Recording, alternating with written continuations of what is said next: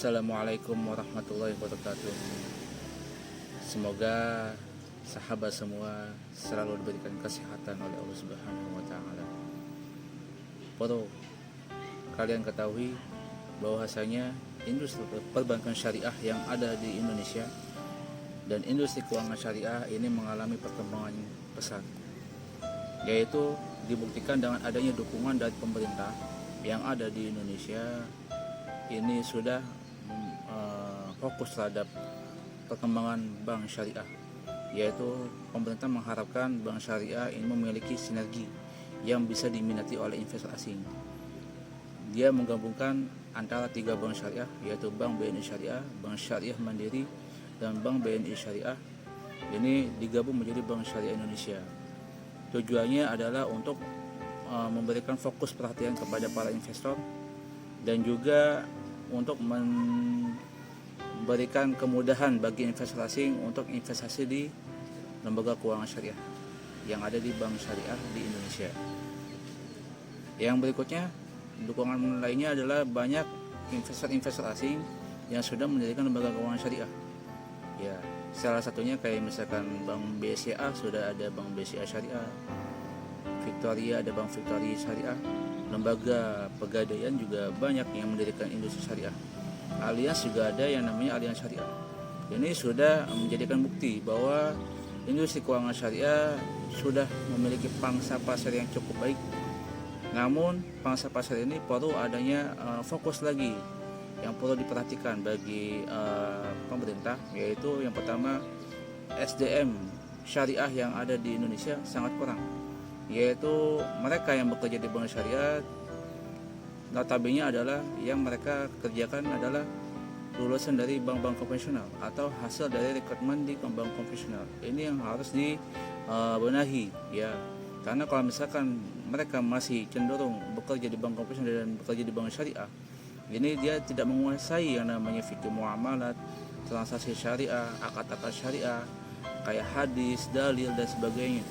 Ini yang perlu dibenahi dan harus direkrutmen ulang dan diberikan pelatihan khusus tentang syariah. Ini yang belum ada di Indonesia dan belum nampak sampai sekarang ini. Dan yang berikutnya adalah perlu adanya yang namanya pengembangan produk halal yang ada di Indonesia.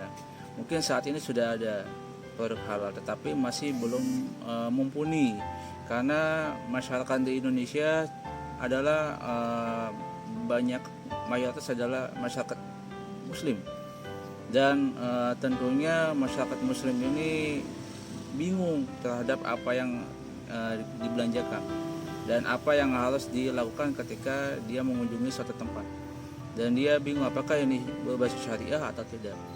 Ya, seperti contoh misalkan kita membeli makanan, kebanyakan mereka adalah menggencar adalah makanan-makanan yang berbasis yang aneh-aneh, tetapi keanehan ini tidak dilandasi dengan adanya prinsip kehalalan produk. Dan juga masalah tempat wisata ataupun hotel-hotel juga masih belum berkembang atau memiliki kekhususan yang tepat untuk menjadikan ini benar-benar prinsip syariah. Maka dari itu perlu adanya perhatian dari pemerintah mengembangkan produk halal seperti wisata halal, makanan halal, pakaian halal yang benar-benar menjadi standar Islam seperti apa.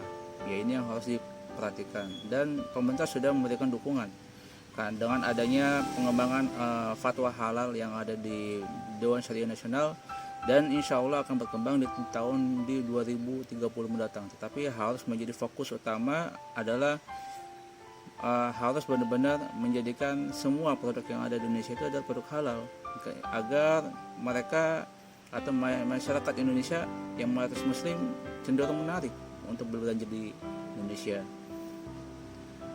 Dan yang terakhir adalah pengembangan dari kewirausahaan bisnis syariah yang harus dikembangkan di Indonesia saat ini, karena kebanyakan bisnis kita ini adalah bisnis yang berbasis profit oriented, tidak berbisnis kemaslahatan. Kalau berbisnis kemaslahatan, yaitu semuanya mengacu pada kesejahteraan umat, tidak didasarkan pada keuntungan pribadi ya, atau bisa dibilang ya memakan hak lain untuk diri sendiri.